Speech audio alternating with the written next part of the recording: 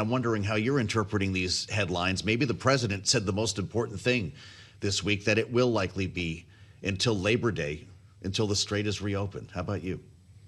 Uh, Joe and Kaylee, thanks for having me. Look, I think we're poised somewhere between negotiation on one hand and escalation on the other. And the two data points you identified, including, actually, there's three. There's Hezbollah, there's Iran saying no progress, and the president saying, hey, what me worry? I'm not in a hurry. We'll wait till Labor Day.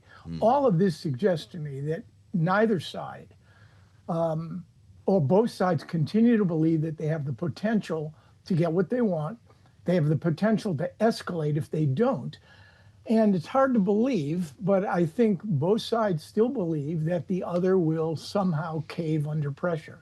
And I would just say to you that, and I don't think it's delusional thinking, I think the Iranians, frankly, are in a much better position. And both the comments from Tehran about where the negotiations are and the fact that, again, Hezbollah says there's no ceasefire suggest a regime that's emboldened, has two cards to play, cards that the president desperately wants, reopening the Straits of Hormuz, and some progress on the nuclear issue, not prepared to play them yet.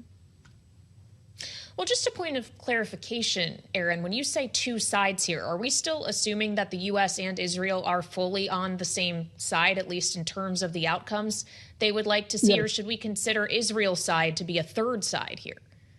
No, I mean, I think U.S. and Iran are the major combatants, right? And I think while the Israelis, particularly the prime minister and the head of Mossad, played a critical role in persuading the president, although I think they were pushing on an open door, Israel is not going to have much of a say, frankly, in how the war ends. Yes, it played a role in how it began. It's not going to have much say in how it ends. And if Donald Trump believes that some deal with Iran will get him out of the box that he's put himself in, he'll pick up the phone. He'll say, Mr. Prime Minister or Bibi, you got to stand down in Lebanon. Because the most important thing in Benjamin Netanyahu's life in 2026 is not Iran, not the West Bank, not Gaza, not Lebanon. It's the fact that either in September or if the government goes to term in October, you're going to have Israeli elections, probably the most consequential in the history of the country.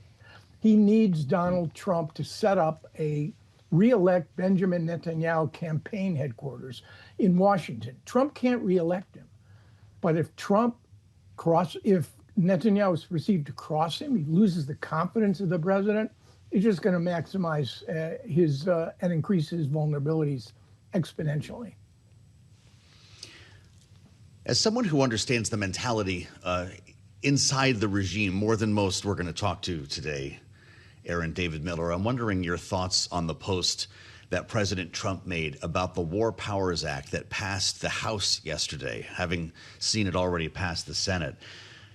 He talked about the four bad Republicans and all the Democrats, as he put it, limiting his war powers right in the middle of final negotiations, he said, to end the war with the Islamic Republic of Iran. Who would do such an unpatriotic thing? What does Iran think of a vote like this? Does that also embolden the regime? I think if there's any delusional thinking on the part of the Iranians that somehow President Trump is so worried about the midterms, so worried about the affordability issue, that those are the main drivers in his calculation, I think they're miscalculating.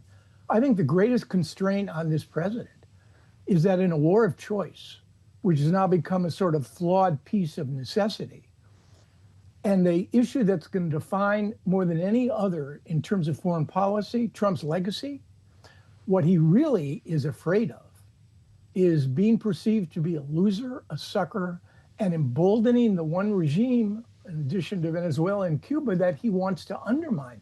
That is what's holding the president back. He can blame, look, he blamed the Democrats.